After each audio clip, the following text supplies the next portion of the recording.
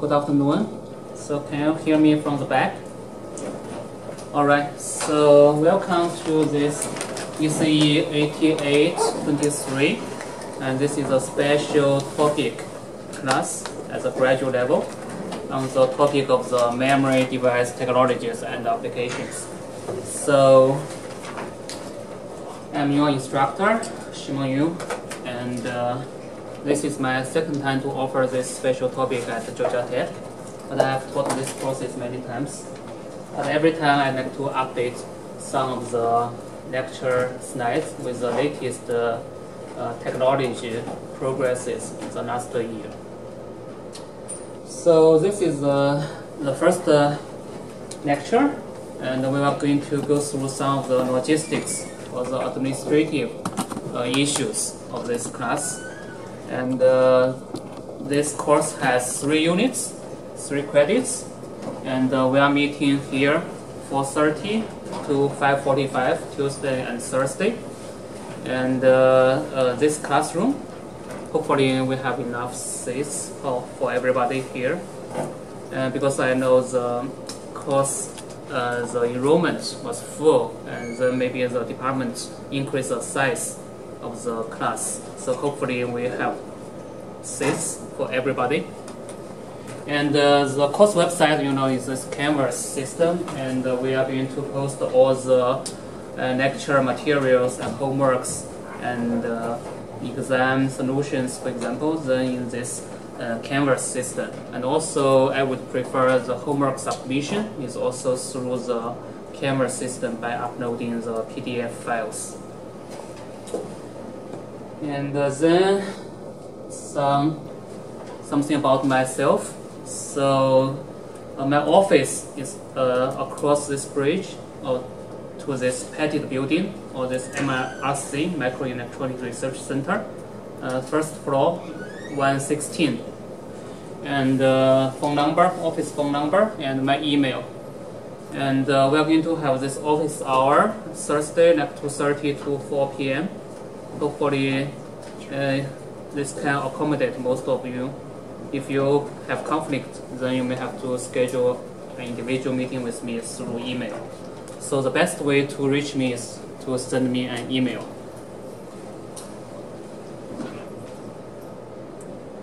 And some more introduction about myself. So I got my PhD from Stanford in 2013 in the electrical engineering, and then I joined Arizona State University as assistant professor there from 2013 to 2018. And last fall semester, I moved from Arizona State to here. And this is my second year at Georgia Tech as associate professor. And my research interests in general, the memory technology and their applications. So on the device level, nano-electronic devices, non-volatile memories, and also the circuit device interactions and the applications of those memories into like machine learning, deep learning, and neuromorphic computing. So those are my research interests. If you are interested in those information, you can visit my website listed here.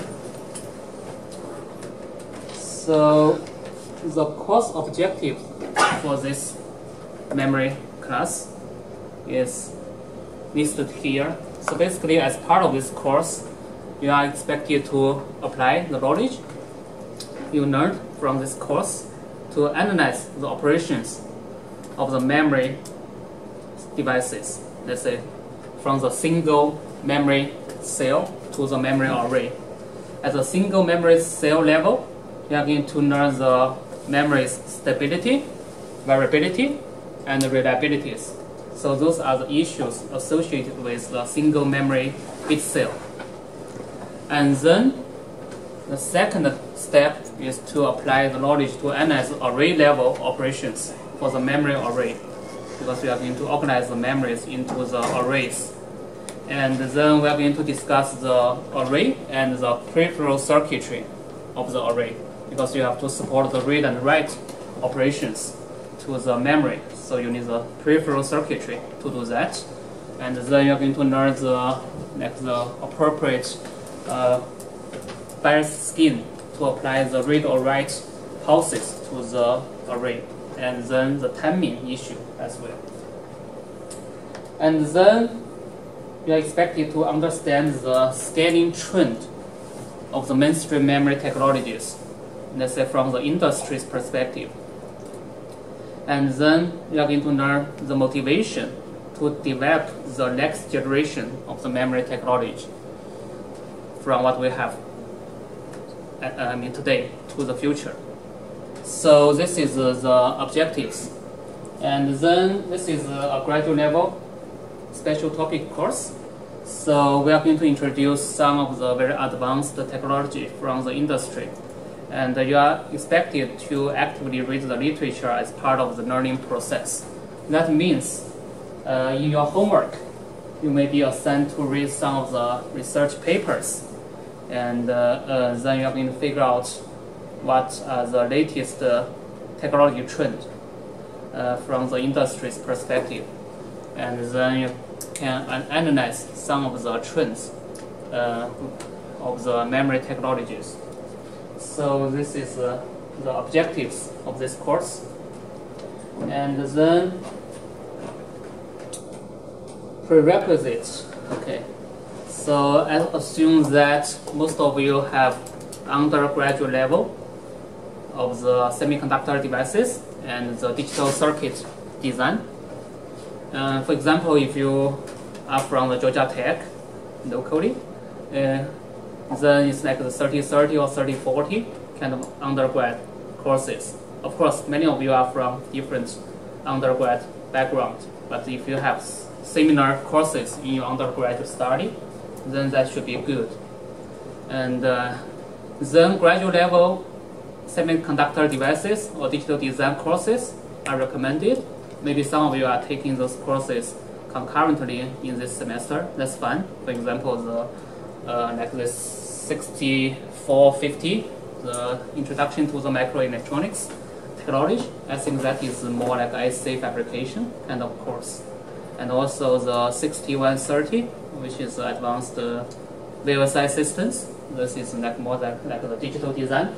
So those courses will help for this course as well. And you are recommended to take those courses as well. So here are just one quick survey. So how many of you are first year graduate student here? How many of you are second year? Let's say first year first. Probably half. How about the second year or PhDs? Yeah, roughly half and half. So that's good. And any questions so far? So textbook. So we don't have an official textbook. No official textbook required. You don't need to buy anything. And here are some just potential references listed here for different memory technology, like SRAM, DRAM, flash, and some emerging memories. So you don't require to purchase those. And here is just for your reference if you want to look deep into those topics, then you can refer to those references.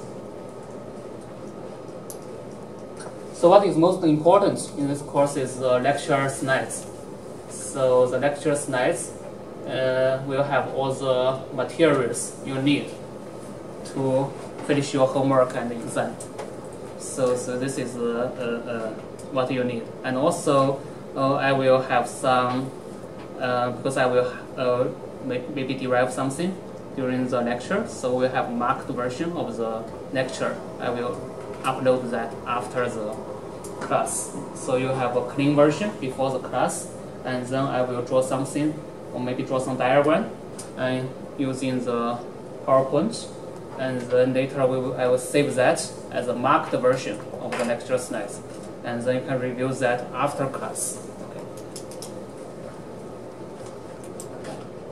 So acknowledgements. So through the past few years, I improved the lectures and the notes through the other resources, from other lectures, from other universities, and some of the short courses. So I would like to give credit to those sources of the lecture materials.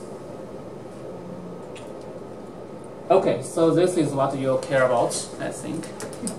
So assignments, homework, 50% of the total grade, and there will be 5 homeworks and 10% each. Okay, so some of the pre-knowledge about numerical tools, for example, MATLAB, is required. Okay, sometimes you need to do some simple coding to run something for the homework.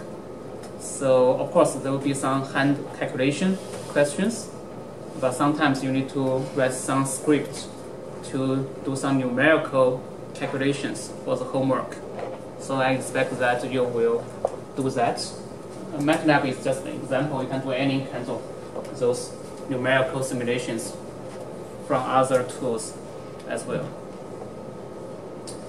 And then midterm exam, final exam. Okay, 2 exams and 25% each. So it will be closed book, closed lecture notes, but you are allowed like 1 page of the cheat sheet. You can write double side. That's fun. So you need a calculator for the exam as well. And similarly for the final exam. So the final exam will be at the designated exam period by the school. So any questions here? No question? Cheat sheet. Can anything be written on cheat sheet? Sorry? What is cheat sheet basically? Cheat sheet means you can write down anything there, like equations, diagrams, whatever you like. Any font? Hmm? Any font? Yeah, as long as you can see it, right? It's fine with me. Yeah. So, of course, it's like this. Not this kind of big paper. Okay. so it's regular, like this 8 by 11 inch kind of paper. So. Do you accept late submission? Sorry? Do you accept any late submission or? Oh, I will go to that next. So the grade expectations. Okay, so the final grade will be, of course, weighted total of your assignments, right? And then we will curve that.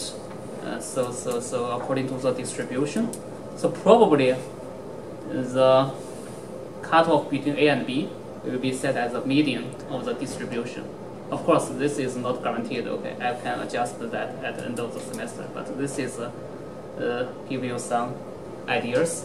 And then the other cutoff lines will be calculated respect to the sigma, or let's say, of the distribution. You are the tail of the distribution. Maybe you will end up with C, something like that. So this is the expectation of the grades. Any questions?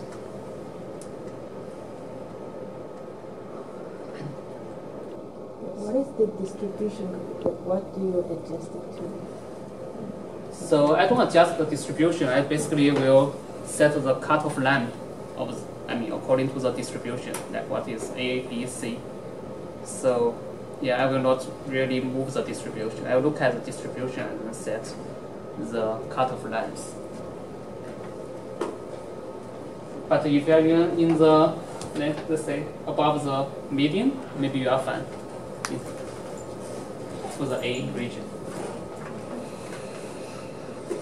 So this is a great expectation, and then the policies on the homework, for example, late submissions. So first of all, no changes to the exam schedule. So if there's no makeup exam, if you miss that exam, you will get 0, unless it's due to medical reason, which I need to see the doctor's note. And the homework, okay, the late submission. So we are going to apply some penalty for the late submission. For example, if it's 1 day late within 24 hours, then we are going to multiply by 80% of your score, and then 50% within 2 days, and no scores beyond, let's say, 48 hours. So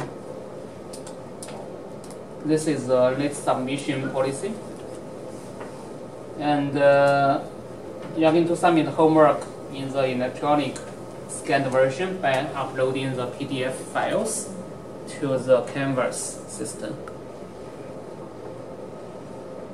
And also the question regarding your homework or exam grading must be asked within 1 week after your homework or exam papers returned.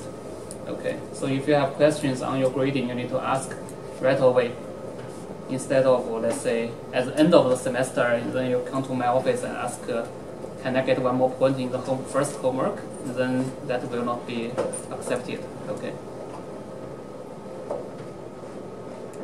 So any questions on the policies? All the homeworks are individual homeworks? Yes. Not a group, okay. Individual, yes. Any other questions?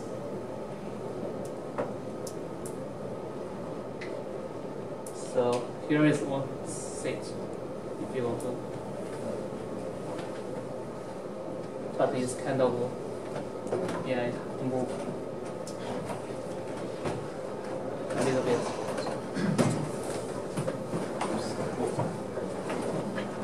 Can you move?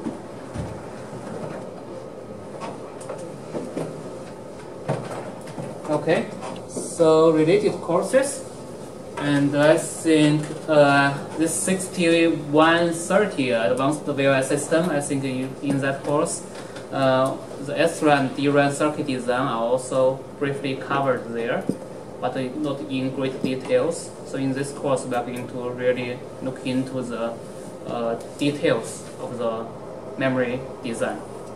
And some system level memory hierarchy may be also covered in the special topic by Professor, I think. This is the Moin's course. So advanced topics in the memory system. And also more high level memory system architectures will be covered in, I think, in advanced computer architecture. Maybe on the SRAM and then the cache design there. So, but we are not going to talk about those high level computer architecture topics here. So in this course, we are more on the circuit level and device level, technology driven. So this is the related courses. And then we are going to quickly go over what we are going to cover in this semester, topics to be covered. And first of all, in today's lecture, we are going to have an overview of the memory technology. And then next lecture, we are going to have a review on the CMOS technology. I assume that you have studied the CMOS transistor basics in your undergrad or other courses. And then we are going to talk about some industry trends. So in this course, we emphasize a lot on the semiconductor industry trends. I want to bring you the trend of the industry. And then second topic will be the SRAM, and which is used for the cache. And we're going to talk about the cell operations, noise margin, stability, scaling issues, layouts, and some of the design challenges related to the variability and reliability.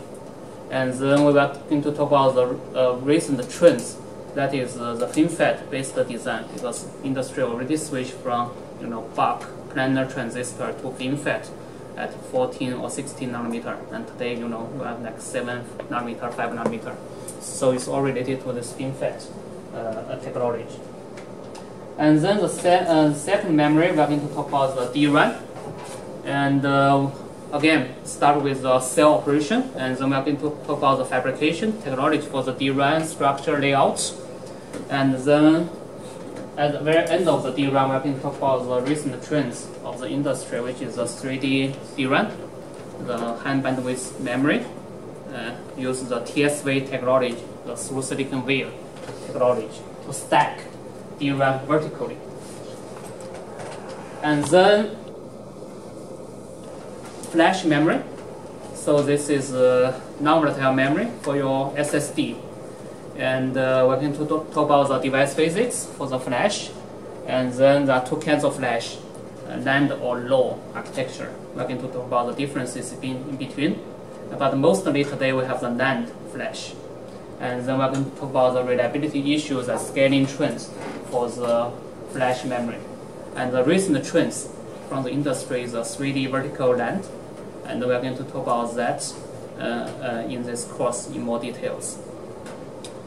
And after those mainstream technology, SRAM DRAM flash, which you can buy from the market, and then we are going to introduce some of the emerging memories. So those are the technologies still under R&D from the industry, but I want you to be prepared for the future technology renovation.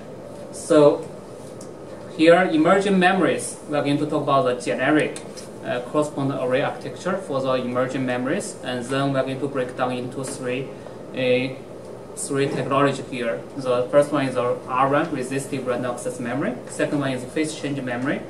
And third one is the STT-MRAM, spin top transfer magnetic random access memory. And also we are going to have one guest lecture on the ferroelectric based non-volatile memory, which is even newer than some of those topics here. So here are the emerging memories